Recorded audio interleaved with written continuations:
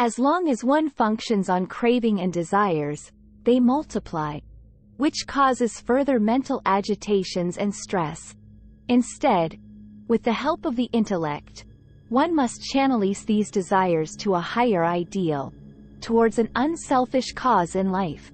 Desires craving must neither be suppressed nor indulged in. Through discriminative control and channelizing, they get sublimated. As desires and craving drop within us, there is increasing peace and freedom within our being. As one gets more and more subjective freedom, the less one is dependent on the external world for inner peace.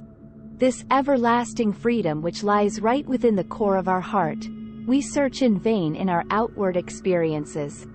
Here is an example of the illusion of life and how desire works. A parent and one's wonderful child. While walking down the street, they pass by a toy shop which has a very expensive toy. As the parent, you do not have much money. But your child wants to go in, and that toy is the most important thing to him or her, no matter how much it costs.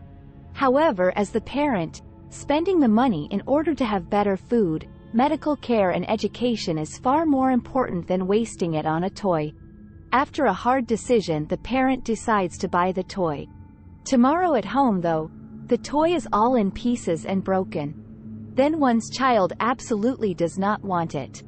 Yesterday, it was the most important thing for the child, and today he or she does not even want it. So, one can see how relatively the toy was important to the child. But ultimately the toy was meaningless, it was just an illusion in the world. Another example deals with emotions people often experience. Today two people might get really mad at each other. They get on each other's nerves and are in turmoil. But then they apologize tomorrow and everything is forgotten. Yesterday's big deal is now nothing. Likewise, a long time ago two countries might have fought each other. Then, after some time, they are friends. As time passes, they fight again. A baby cries because it is tired and wants to sleep. But it does not know how to go to sleep. The baby's mother picks up the baby, rocks it and sings to it, guiding it into sleep.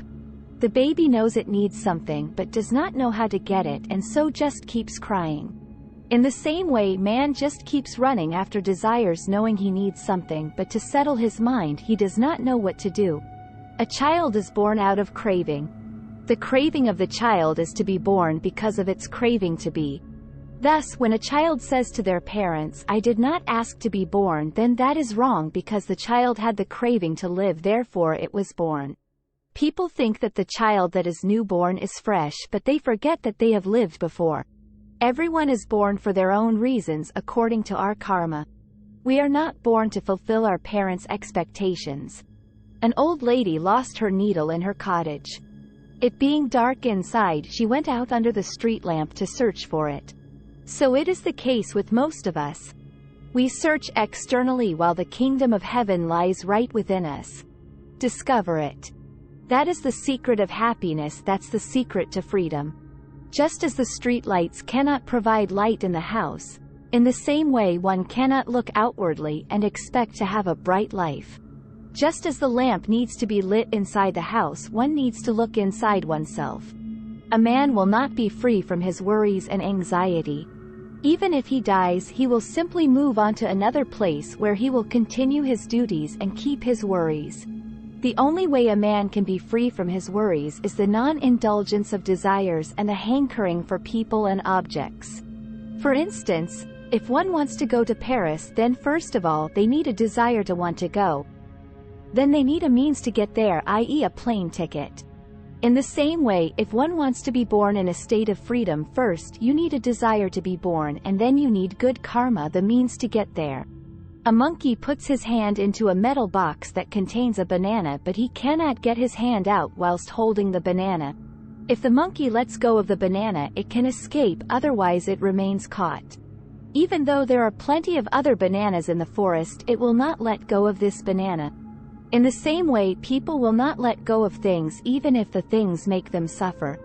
The way of the world is the way of desire, and the unthoughtful people who follow this way only flow with the current of desire. seeking happiness by pursuing the objects in which they imagine they will find fulfillment. There is a lot of difference between imagination and reality. Desire and craving is to be abandoned not because it is morally evil but because it is the root of suffering. But how should one eliminate desire and craving? Should we throw away all our belongings and live a possession-less life? No. If one wants to be free from attachment, then it would not be very skillful to just keep away from objects or people. Just keeping away from people and objects will not solve the problem at all. If anything, it will make the problem worse.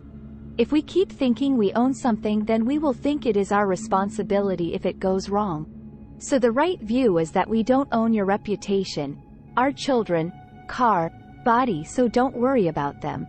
If someone calls you an idiot, then this should not offend you. The only reason it will offend you is if you think they might be right. Ask yourself, are you free? Do you feel free right now? Do you feel like you are free like a bird in the sky that can fly to any place it wishes? Or do you feel heavy, weighed down with responsibilities, worries, and anxiety? Do you feel worried about your family?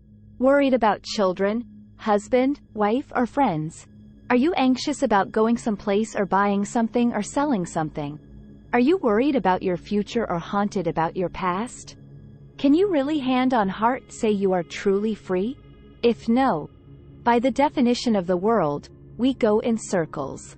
So, with these worldly methods we must keep doing them, and in the long run they keep increasing.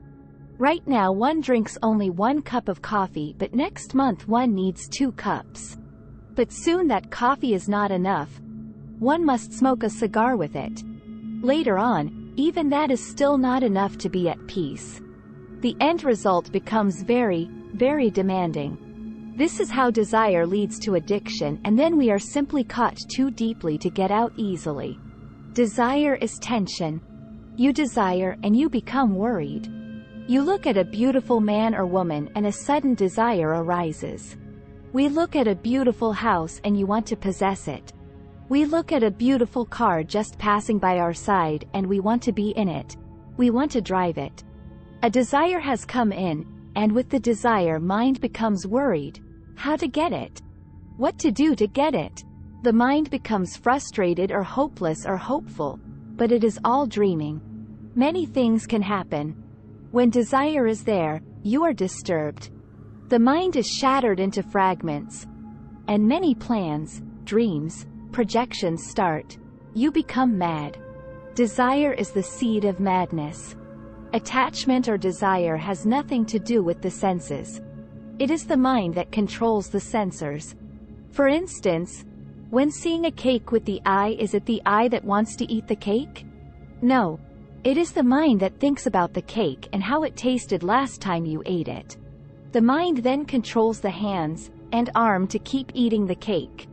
The eye only sees a brown triangle, i.e. the chocolate cake. It does not want to eat the cake. Restraint of the senses does not mean denial of the senses, retreating into a total withdrawal from the sensory world. This is impossible, and even if it could be achieved, the real problem would still not be solved. For the defilements lie in the mind, not in the sense organs or objects. Thus, it is no point looking at a piece of cake, wanting to eat it but recognizing it as desire and throwing away the cake. This is just denial of the senses and is not attacking the root problem in the mind. It is not wrong to eat cake. What is wrong is the idea we have about the cake and everything else we like. We think the more cake or the more money we have, the more pleasure and comfort we get. The key to sense control is indicated by the phrase, not apprehending the sign or the particulars. The sign is the object's general appearance insofar as this appearance is grasped as the basis for defiled thoughts. The particulars are its less conspicuous features. If sense control is lacking, the mind roams recklessly over the sense fields. First it grasps the sign, which sets the defilements into motion, and then it explores the particulars, which permits them to multiply and thrive. To restrain the senses requires that mindfulness and clear understanding is applied to control the sense fields. We don't have access to the freedom within us because it is veiled by our desires. In order to unveil our real self, one must raise oneself above the desires. But how does one do this exactly? Keep watching the future videos that will enable you to gain more understanding of the workings of your mind. Hit the subscribe button just below and turn on notifications so you are notified of my next video.